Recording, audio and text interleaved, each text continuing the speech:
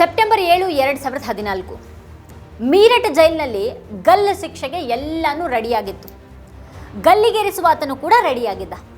ಮಕ್ಕಳ ಮೇಲೆ ಅತ್ಯಾಚಾರ ಮಾಡಿ ಕಗ್ಗೊಲೆ ಮಾಡಿ ಕೊಂದು ಮನುಷ್ಯ ಮಾಂಸವನ್ನೇ ತಿಂದವನು ಅನ್ನುವಂಥ ಕುಖ್ಯಾತಿಗೆ ಪಾತ್ರನಾಗಿದ್ದಂಥ ಗಲ್ಲಿಗೇರುವ ಆತನು ಕೂಡ ಇನ್ನೇನು ಎಲ್ಲನೂ ಮುಗೀತು ಅಂತ ಸಿದ್ಧವಾಗಿದ್ದ. ಆ ರಾತ್ರಿ ಕಳೆದ್ರೆ ಮುಂಜಾನೆ ಆತ ನೇಣುಗಂಬದಲ್ಲಿ ನೇತಾಡುವಂಥ ಶವ ಆಗಬೇಕಾಗಿತ್ತು. ಆದರೆ ರಾತ್ರೋರಾತ್ರಿ ಎಲ್ಲವೂ ಸಂಪೂರ್ಣ ಬದಲಾಗೋಯಿತು. ಸುಪ್ರೀಂ ಕೋರ್ಟ್ ಎದ್ದು ಕೂತಿತು. ಹಿರಿಯ ಜಡ್ಜಿಗಳು ನಿದ್ದೆಯಿಂದ ಎದ್ದು ನ್ಯಾಯಪೀಠದಲ್ಲಿ ಕೂತರು. ಕೋರ್ಟ್ ಸಿಬ್ಬಂದಿ ಮನೆಯಿಂದ ಓಡೋಡಿ ಬಂದರು. ವಿಚಾರಣೆ ನಡೀತು. ಮುಂದೆ ದೇಶದ ಮುಖ್ಯ ನ್ಯಾಯಾಧೀಶರಾಗಿದ್ದಂಥ ಹಿರಿಯ ಜಡ್ಜ್ HL ದತ್ತು ನೇತೃತ್ವದ ಪೀಠದಲ್ಲಿ ನ್ಯಾಯಮೂರ್ತಿ ಅನಿಲ್ ದವೆ ಅವರು ಜೊತೆಯಾದರು. ಬೆಳಿಗ್ಗೆ ಗಲ್ಲಿಗೆ ಕೊರಳೊಡ್ಬೇಕಾಗಿದ್ದಂಥ ಮಹಾ ದುಷ್ಟ ಅನ್ನುವಂಥ ಹಣೆಪಟ್ಟಿ ಪಡೆದಿದ್ದಂಥ ಸುರೀಂದರ್ ಕೋಲಿಯ ಮರಣದಂಡನೆಗೆ ತಡೆಯಾಜ್ಞೆಯನ್ನು ನೀಡಲಾಯಿತು. 2014ರಲ್ಲಿ ಆ ರೀತಿ ಗಲ್ಲು ತಪ್ಪಿಸಿಕೊಂಡಿದ್ದಂತಹ ಸುರೀಂದರ್ ಕೋಲಿ ಈಗ ಅಮಾಯಕ, ನಿರಪರಾಧಿ ಅನ್ನುವಂಥ ತೀರ್ಪು ಪಡೆದು ಜೈಲಿನಿಂದಾನೇ ಹೊರಬಂದಿದ್ದಾನೆ. ಜೀವಂತ ಸಮಾಧಿ ಆಯ್ತಾ ಹಾಗಾದರೆ ನಿಥಾರಿ ಹತ್ಯಾಕಾಂಡ ಪ್ರಕರಣ? ದೇಶವನ್ನು ಬೆಚ್ಚಿ ಬೀಳಿಸಿದಂಥ ನಿಥಾರಿ ಸರಣಿ ಹತ್ಯೆ ಪ್ರಕರಣವನ್ನು ಕೊನೆಗೂ ಮುಗಿಸಿಬಿಡುವಲ್ಲಿ CBIಗೆ ಯಶಸ್ವಿಯಾಗಿದೆ. 2006ರ ನಿಥಾರಿ ಹತ್ಯಾಕಾಂಡ ಪ್ರಕರಣದಲ್ಲಿ ಮರಣದಂಡನೆ ಶಿಕ್ಷೆಗೊಳಗಾಗಿದ್ದಂಥ ಸುರೇಂದ್ರ ಕೋಲಿಯನ್ನು ತಕ್ಷಣವೇ ಬಿಡುಗಡೆಗೊಳಿಸಿ ಅಂತ ಸುಪ್ರೀಂ ಕೋರ್ಟ್ ಆದೇಶ ನೀಡೋ ಮೂಲಕ ಮಹಿಳೆಯರು, ಮಕ್ಕಳ ಸರಣಿ ಅತ್ಯಾಚಾರ, ಕೊಲೆ ಪ್ರಕರಣ ಈಗ ಜೀವಂತವಾಗಿ ಸಮಾಧಿಯಾಗಿದೆ.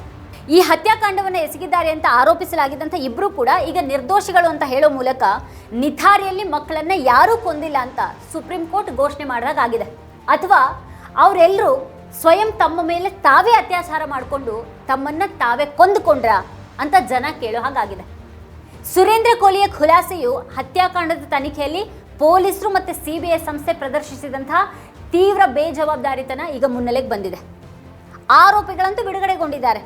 ಹಾಗಾದರೆ ನಿಥಾರಿ ಸರಣಿ ಹತ್ಯೆಯಲ್ಲಿ ನಿಜವಾದಂಥ ಅಪರಾಧಿಗಳು ಯಾರು? ಅವ್ರಿಗೆ ಶಿಕ್ಷೆಯಾಗೋದು ಹೇಗೆ ಅನ್ನುವಂಥ ಪ್ರಶ್ನೆ ಉತ್ತರ ಇಲ್ಲದೇನೆ ಕೊಳೆಯತೊಡಗಿದೆ. ಈಗ ನಿಥಾರಿಯಲ್ಲಿ ನಡೆದಂಥ ಸರಣಿ ಹತ್ಯೆಯನ್ನು ಯಾರೇ ಮಾಡಿರಲಿ, ಈ ಪ್ರಕರಣದ ತನಿಖೆಯನ್ನು ಭೀಕರವಾಗಿ ಹತ್ಯೆಗೈದಂಥ ಹೆಗ್ಗಳಿಕೆ ಮಾತ್ರ ತನಿಖಾ ಸಂಸ್ಥೆಗಳಿಗೇನೆ ಸಲ್ಲಬೇಕು. ಸುಪ್ರೀಂ ಕೋರ್ಟ್ ಇದನ್ನು ತನ್ನ ತೀರ್ಪಿನಲ್ಲೂ ಕೂಡ ಪರೋಕ್ಷವಾಗಿ ಉಲ್ಲೇಖ ಮಾಡಿದೆ. ನಿಥಾರಿ ಕೊಲೆ ಪ್ರಕರಣಕ್ಕೆ ಸಂಬಂಧಿಸಿ ಮೊದಲ FIR ದಾಖಲಾಗಿರೋದು 2006ರ ಅಕ್ಟೋಬರ್ 7ರಂದು. 27 ವರ್ಷದ ಮಹಿಳೆ ನಾಪತ್ತೆಯಾಗಿ ಸುಮಾರು 5 ತಿಂಗಳ ನಂತರ ಸ್ಥಳೀಯ ನ್ಯಾಯಾಲಯದಲ್ಲಿ FIR ದಾಖಲಾಗುತ್ತೆ. ಅದೇ ವರ್ಷದ ಡಿಸೆಂಬರ್ 29ರಂದು ನಿಥಾರಿ ಗ್ರಾಮದ ಚರಂಡಿಯೊಂದರಲ್ಲಿ ಗೋಣಿ ಚೀಲವೊಂದರಲ್ಲಿ 16 ಮಾನವ ತಲೆಬುರುಡೆಗಳು, ಅಸ್ಥಿ ಪಂಜರದ ಅವಶೇಷಗಳು ಮತ್ತು ಬಟ್ಟೆಗಳು ಪತ್ತೆಯಾಗ್ತವೆ. ಆಗ ಎಚ್ಚೆತ್ತುಕೊಂಡಂತಹ ಪೊಲೀಸರು ಸಮೀಪದ ನಿವಾಸಿ ಮೊನಿಂದರ್ ಸಿಂಗ್ ಪಂದೇರ್, ಮನೆಗೆಲಸದಾಳು ಸುರೇಂದ್ರ ಕೋಲಿಯನ್ನು ಅರೆಸ್ಟ್ ಮಾಡ್ತಾರೆ. ಅದಾಗಲೇ ಹಲವು ನಾಪತ್ತೆ ಕುರಿತಂತೆ ಸಾರ್ವಜನಿಕರು ದೂರುಗಳನ್ನು ನೀಡಿದ್ರೂ ಕೂಡ ಪೊಲೀಸರು ಅವುಗಳನ್ನು ನಿರ್ಲಕ್ಷ್ಯ ಮಾಡಿದರು. ಈ ಪ್ರಕರಣವನ್ನು ನಿರ್ವಹಿಸುವಂಥ ಸಂದರ್ಭದಲ್ಲಿ ಪೊಲೀಸರು ಎಸಗಿದಂತಹ ಲೋಪಕ್ಕಾಗಿ 3 ಹಿರಿಯ ಮತ್ತು ಇತರ ಕಿರಿಯ ಅಧಿಕಾರಿಗಳನ್ನು ಅಮಾನತುಗೊಳಿಸಲಾಗಿತ್ತು. 2007ರಲ್ಲಿ ಈ ಒಂದು ಪ್ರಕರಣವನ್ನು ಉತ್ತರ ಪ್ರದೇಶ ಸರ್ಕಾರ CBIಗೆ ಹಸ್ತಾಂತರಿಸಿತು. ಅಷ್ಟರಲ್ಲೇ ಇನ್ನಷ್ಟು ಅಸ್ಥಿ ಪಂಜರಗಳು ಪತ್ತೆಯಾಗಿ ಇಡೀ ದೇಶನೇ ದಂಗು ಬಡಿದು ಹೋಗಿತ್ತು. ಪೊಲೀಸರು ದಾಖಲಿಸಿದಂಥ ಹೇಳಿಕೆಯಲ್ಲಿ ಆರೋಪಿ ಕೋಲಿಯು 6 ಮಕ್ಕಳನ್ನು, ಓರ್ವ ಮಹಿಳೆಯನ್ನು ಕೊಂದು ಹಾಕಿರೋದನ್ನು ಒಪ್ಕೊಂಡಿದ್ದ. 2006ರಲ್ಲಿ ನ್ಯಾಯಾಲಯ ಇಬ್ಬರಿಗೂ ಕೂಡ ಮರಣದಂಡನೆ ಶಿಕ್ಷೆಯನ್ನು ವಿಧಿಸಿತು. 2012ರಲ್ಲಿ ಕೋಲಿಗೆ ಇನ್ನೂ 3 ಪ್ರಕರಣಗಳಲ್ಲಿ ಮರಣದಂಡನೆಯನ್ನು ವಿಧಿಸಲಾಯಿತು. ಆವತ್ತಿನ ರಾಷ್ಟ್ರಪತಿ ಪ್ರಣವ್ ಮುಖರ್ಜಿ ಅವರು ಕೋಲಿಯ ಕ್ಷಮಾದಾನ ಅರ್ಜಿಯನ್ನು ಕೂಡ ತಿರಸ್ಕರಿಸಿದರು. 2014ರಲ್ಲಿ ಈ ಇಡೀ ಪ್ರಕರಣ ತಿರುವನ್ನ ಪಡಿತು. ಸೆಪ್ಟೆಂಬರ್ 8ರಂದು ಕೋಲಿಯನ್ನು ಗಲ್ಲಿಗೇರಿಸಬೇಕು, ಆದರೆ ಕೆಲವೇ ಗಂಟೆಗಳ ಮುಂಚೆ ಆತನ ಮರುಪರಿಶೀಲನಾ ಅರ್ಜಿಯನ್ನು ಸುಪ್ರೀಂ ಕೋರ್ಟ್ ಸ್ವೀಕರಿಸಿತು. ಮರಣದಂಡನೆಗೆ ತಡೆಯಾಜ್ಞೆಯನ್ನು ವಿಧಿಸಿತು.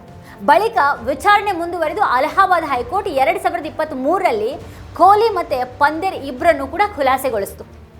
ಕೋಲಿಯ ವಿರುದ್ಧ ಜೀವಾವಧಿ ಶಿಕ್ಷೆಗೆ ಸಂಬಂಧಪಟ್ಟಂತಹ ಒಂದು ಪ್ರಕರಣ ಮಾತ್ರನೇ ವಿಚಾರಣೆಗಾಗಿ ಉಳಿದಿತ್ತು. ಇದೀಗ ಕಳೆದ ನವೆಂಬರ್ 11ರಂದು ಸುಪ್ರೀಂ ಕೋರ್ಟ್ ಆತನ ವಿರುದ್ಧದ ಶಿಕ್ಷೆಯನ್ನು ರದ್ದುಗೊಳಿಸಿ ಬೇರೆ ಯಾವುದೇ ಪ್ರಕರಣದಲ್ಲಿ ಅಗತ್ಯವಿಲ್ಲದೇ ಇದ್ದರೆ ಆತನನ್ನು ತಕ್ಷಣವೇ ಬಿಡುಗಡೆ ಮಾಡಬೇಕು ಅಂತ ಆದೇಶಿಸಿದೆ. ತನಿಖೆಯಲ್ಲಿ ಪೊಲೀಸರ ವೈಫಲ್ಯವನ್ನು ಸುಪ್ರೀಂ ಕೋರ್ಟ್ ಎತ್ತಿ ತೋರಿಸಿದೆ. ಇಲ್ಲಿ ಪ್ರಕರಣ ಕೇವಲ ಹತ್ಯೆ, ಅತ್ಯಾಚಾರಕ್ಕೆ ಮಾತ್ರನೇ ಸಂಬಂಧಪಟ್ಟಿರೋದಲ್ಲ. ದೇಹದ ಅಂಗಾಂಗ ಮಾರಾಟ ಜಾಲವೊಂದು ವ್ಯವಸ್ಥಿತವಾಗಿ ಇದರ ಹಿಂದಿದೆ ಅನ್ನುವಂಥ ಆರೋಪಕ್ಕೆ ಪೂರಕವಾದಂತಹ ಸಾಕ್ಷಿ ಪೊಲೀಸರ ಬಳಿ ಇರಲಿಲ್ಲ. ಪೊಲೀಸರು ಇಲ್ಲಿ ಯಾರನ್ನು ರಕ್ಷಿಸೋದಕ್ಕೆ ಪ್ರಯತ್ನಿಸಿದ್ದಾರೆ ಅನ್ನುವಂಥ ಆರೋಪ ಕೂಡ ಕೇಳಿ ಬರ್ತಾ ಇದೆ. ಇಲ್ಲಿ ಎಲ್ಲದಕ್ಕಿಂತ ಮುಖ್ಯವಾಗಿ ತನಿಖೆ ಹಂತದಲ್ಲಿರುವಾಗಲೇ ಮಾಧ್ಯಮಗಳು ಆರೋಪಿಗಳ ಕುರಿತಾಗಿ ಹೊರಬಿಟ್ಟಂತಹ ಪುಂಖಾನುಪುಂಖ ಕಥೆಗಳು ತನಿಖೆ ಹಾದಿಯನ್ನು ತಪ್ಪಿಸ್ತು. ಪೊಲೀಸರ ಮೇಲೆ ಇದು ತೀವ್ರ ಒತ್ತಡವನ್ನು ಹೇರಿತು. ಮಾಧ್ಯಮಗಳು ಆರೋಪಿಗಳನ್ನು ಘೋಷಿಸಿಬಿಟ್ಟಿದ್ವು, ಹಾಗೆ ಸಾರ್ವಜನಿಕರು ಕೂಡ ಅದನ್ನು ನಂಬಿಬಿಟ್ಟಿದ್ರು. ಬಂಧಿತ ಆರೋಪಿಗಳಿಂದ ತಪ್ಪೊಪ್ಪಿಗೆ ಪಡೆಯೋದಷ್ಟೇ ಈಗ ಪೊಲೀಸರ ತನಿಖೆ ಒಂದು ಭಾಗ ಆಗಿತ್ತು. ಈ ಕಾರಣದಿಂದಾಗಿಯೇ ಆರೋಪಿಗಳು ನುಣುಚಿಕೊಳ್ಳೋದಕ್ಕೆ ಸಾಧ್ಯ ಆಯಿತು. ಸುಪ್ರೀಂ ಕೋರ್ಟ್ ಹೇಳೋ ಹಾಗೆ ಪೊಲೀಸರು ಯಾವುದೇ ವಿಧಿ ವಿಜ್ಞಾನಗಳ ಆಧಾರಗಳನ್ನು ಮಂಡಿಸಿರಲಿಲ್ಲ. ಬದಲಿಗೆ ಆರೋಪಿಗಳು ನೀಡಿದ್ದಂಥ ತಪ್ಪೊಪ್ಪಿಗೆಯೇ ಇಲ್ಲಿ ಪ್ರಧಾನವಾಗಿರಿಸಿದ್ರು. ಕೋಹ್ಲಿಯಿಂದ ಬಲವಂತವಾಗಿ ಹೇಳಿಕೆಯನ್ನು ಪಡೆಯಲಾಗಿದೆ ಅಂತ ಸುಪ್ರೀಂ ಕೋರ್ಟ್ ಅಭಿಪ್ರಾಯಪಟ್ಟಿದೆ.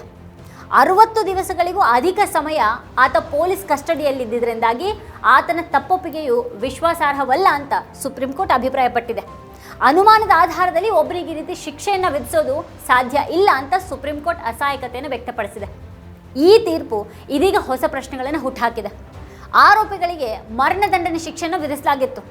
ಕೆಳ ನ್ಯಾಯಾಲಯ ಯಾವ ಆಧಾರದಲ್ಲಿ ಈ ಒಂದು ತೀರ್ಪನ್ನು ನೀಡಿತು ಅವತ್ತು? ಕೊನೆಯ ಕ್ಷಣದಲ್ಲಿ ಆರೋಪಿಯ ಮರಣದಂಡನೆಯನ್ನು ತಡೆ ಹಿಡಿಯಲಾಯಿತು. ಒಂದು ವೇಳೆ ಆರೋಪಿಗೆ ಏನಾದರೂ ಶಿಕ್ಷೆ ಆದ ಬಳಿಕ ವಾಸ್ತವ ಗೊತ್ತಾಗಿದ್ರೆ, ಇಲ್ಲಿ ಎಲ್ಲಕ್ಕಿಂತ ಮುಖ್ಯವಾಗಿ ಕೊಹ್ಲಿ ಆರೋಪಿ ಅಲ್ಲ ಅನ್ನೋದಾದ್ರೆ, ಹಾಗಾದ್ರೆ ನಿಜವಾದ ಆರೋಪಿ ಈ ಸರಣಿ ಹಂತಕ ಯಾರು?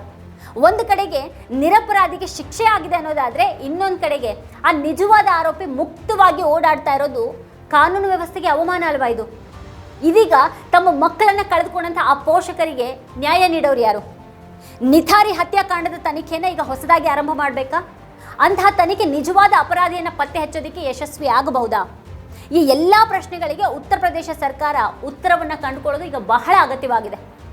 ವೀಕ್ಷಕರು, ಈ ಕುರಿತು ನೀವೇನು ಹೇಳ್ತೀರಿ? ನಿಮಗೇನು ಅಭಿಪ್ರಾಯ ಇದೆ ಅದನ್ನು ವಿಡಿಯೋ ಕೆಳಗಡೆ ಕಮೆಂಟ್ ಮಾಡಿ ನಮಗೆ ತಿಳಿಸಿ. ಇದೇ ಹೊತ್ತಿನ ಸ್ಪೆಷಲ್ ನೋಡ್ತಾ ಇರಿ ವಾರ್ತಾಭಾರತಿ. ನೀವೇನು ವಾರ್ತಾಭಾರತಿ ಯೂಟ್ಯೂಬ್ ಚಾನಲನ್ನು ಸಬ್ಸ್ಕ್ರೈಬ್ ಮಾಡಿಲ್ಲ ಅನ್ನೋದಾದರೆ ಈ ಕೂಡಲೇ ಸಬ್ಸ್ಕ್ರೈಬ್ ಮಾಡಿ, ಹಾಗೆ ಪಕ್ಕದಲ್ಲೇ ಇರುವಂಥ ಬೆಲ್ ಐಕಾನ್ನ ಪ್ರೆಸ್ ಮಾಡಿ ನಮ್ಮನ್ನು ಪ್ರೋತ್ಸಾಹಿಸಿ.